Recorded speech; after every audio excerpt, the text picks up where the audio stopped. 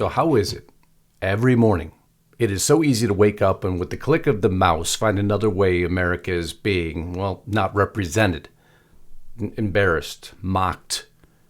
Well, those would be an understatement for what you're about to see today. I started it with "No, Joe, stop, Joe, don't be fooled again, Joe," but nothing would stop him, of course not. China exposes everything, and these images and this footage and what I'm about to read to you, we're going to show you what I mean by that statement. Unbelievable when you see it presented.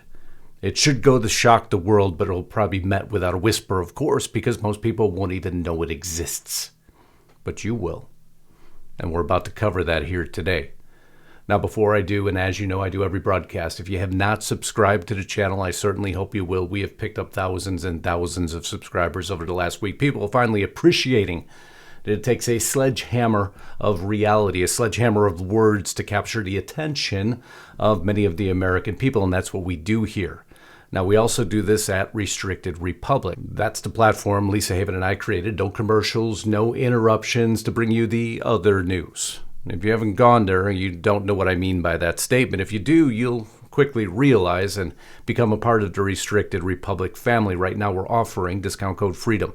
$5 a month for 2 years plus 14 days for free. Again, restrictedrepublic.com. Get over there today. But now, let's get on with this broadcast. So there's things I need to tell you and things I shouldn't have to tell you. I can go through a litany of information as to how, well, China's become or remains or is or continues to grow America's biggest creditor. And that should be a concern when you owe somebody money. In a way, they own you. Of course, this has been ongoing for some time. You can look back at these articles from 2015 forward as China has continued their infiltration into the United States, buying American companies at a pace unseen before, and they continue that onslaught, buying American farmland, buying American real estate. Does anybody in government do anything about it? No, of course not. It's met with a whisper. Why China banned a ton of words.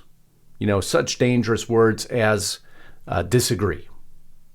But again, this will all come into full focus right at the end of this video.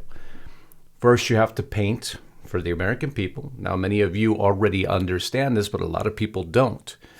What does China do to its citizens? How does it control its citizens? Why should we be concerned? Because we want to make sure that's never reflected anywhere, and we should never kowtow to China whatsoever. But you're about to find out that's not the case. China's growing censorship is training the public to be online stitches as they turn in their own. As a matter of fact, in that article, and I think I may have highlighted a section in March when the United Kingdom, the European Union, Canada, who we're going to cover, and the United States announced sanctions on Chinese officials over Chinese treatment of Uyghurs in Xinjiang. Chinese netizens called for a boycott of H&M, Nike, Adidas, Burberry, and a few other Western fashion brands. They want to express their solidarity with that position. But in China, when you do that, you get a call, as they say here, from a polite police officer, a phone call, saying he was a local policeman, warning him that gathering at public places could be illegal and being considered as picking quarrels and provoking trouble. That already being reflected here in the United States. Obviously, Chinese censorship is going global as they're teaming up with the tech titans, because if you want to make profit, you know, you have to throttle down that information on China a little bit. And if you're willing to do that, well, we're willing to let you into one of the largest populations in the world. And most are deferring to profit over freedom. Of course they are. Profit's everything, isn't it? How China is using AI and big data to fight, well, COVID at the time. How they wired their entire society, their entire community, to watch your body temperatures in and out, to see how you're doing, to log things on your cell phone to assure you're not in the areas you shouldn't be. It's how they are able to lock down cities so quickly. Color coding your very cell phone to make sure you can walk. Why not, right? So this is definitely a country that we should not idolize. We should not stay in lockstep with. A country that, according to The Atlantic, should scare everyone, but of course that's not what's happening. Don't worry about their social credit score. Don't worry how it will prevent you from taking planes and trains and Automobiles for all intents and purposes. Now, don't worry about that. Just look the other way. Don't worry that they're wiring every city. Don't worry that they're controlling every citizen. Just push that aside. It's irrelevant. Don't worry about their digital currency either. That will never happen here. Of course it won't. Technical possibilities for a U.S. central bank digital currency. Well, appears it might happen here, huh? I guess maybe there's something different going on that none of us are aware of. Maybe we'll all be on the social credit score system soon enough, right? No, our leaders would never allow that to happen.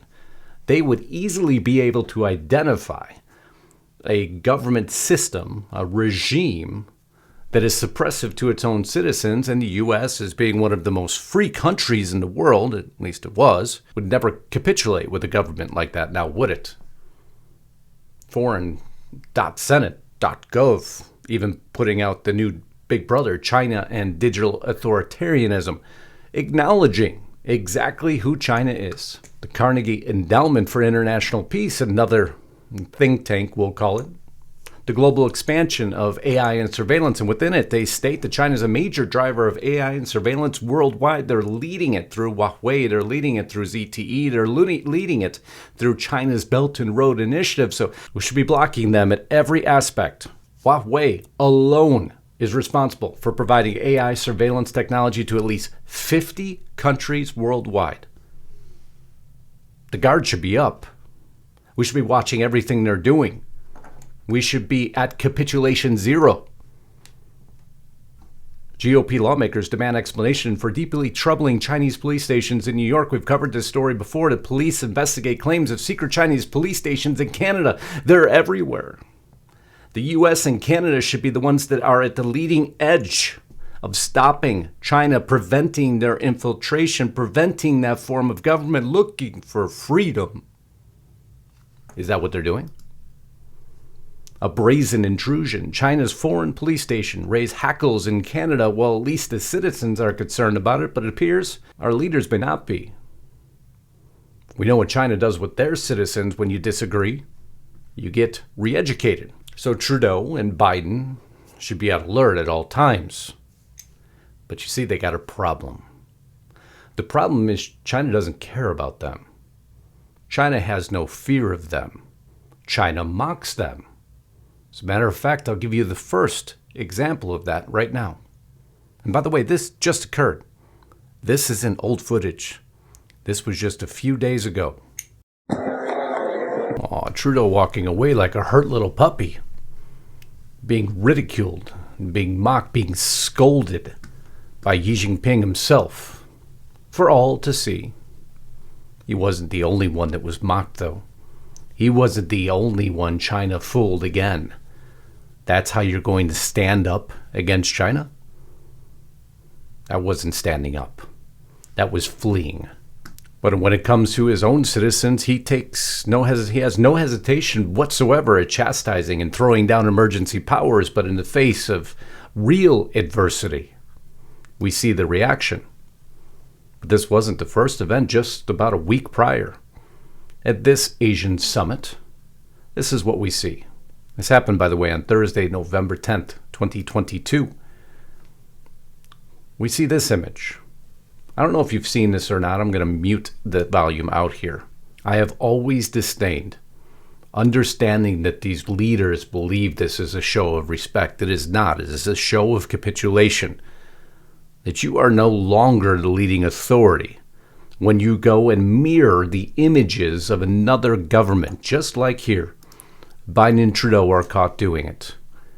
You see the outfits they're wearing. They're called Mao suit coats for short. This happening, and we wonder why Xi Jinping has no fear. Look at these guys. Look at these guys walking through as if this is perfectly normal behavior. That, again, is called capitulation, but I guess they weren't alone in doing it. You see someone else who just joining in with them. None other than Klaus Schwab himself. Are you starting to get the common theme here? Are you starting to see the common thread that binds all of this together? It gets a little worse, though. Xi fooled Biden again. And how did he do this? in the worst example. How many times do you have to be fooled by China before you realize there's no friendship here? Ministry of Foreign Affairs of the People's Republic of China. There were some edits to this story, so we had to go back into Wayback Machine to pull the original. Xi Jinping meets with U.S. President Joe Biden in Bali. This happened on November 14th, 2022. I'm not going to read the entire transcript because I'll just be wasting your time, but I want you to see the length of the transcript of this meeting that occurred. I'll continue to move forward here. I'll take one segment of it. President Biden congratulated President Xi on his re-election as General Secretary of the CPC's Central Committee. President Biden reaffirmed that a stable and prosperous China is good for the United States and for the world. The United States respects China's system and does not seek to change it. This according, again, to the People's Republic of China. The United States does not seek a new Cold War, does not seek to revitalize alliances against China, does not support Taiwan independence, does not support two Chinas or one China, one Taiwan, and has no intention to have a conflict with China. The U.S. has no intention to seek decoupling from China, to halt China's economic development, or to contain it. That's how that meeting was written up. So I went to our transcript of the same meeting between Joe Biden and Xi Jinping, and it's funny because nowhere in there did I see any language even close to as strong as China stated it. But you see, that's what they do when you sit down with China and you don't challenge them on anything of any significance. You would have expected Joe Biden to address COVID with China. Seems to be a really important topic to him, but here's what we got.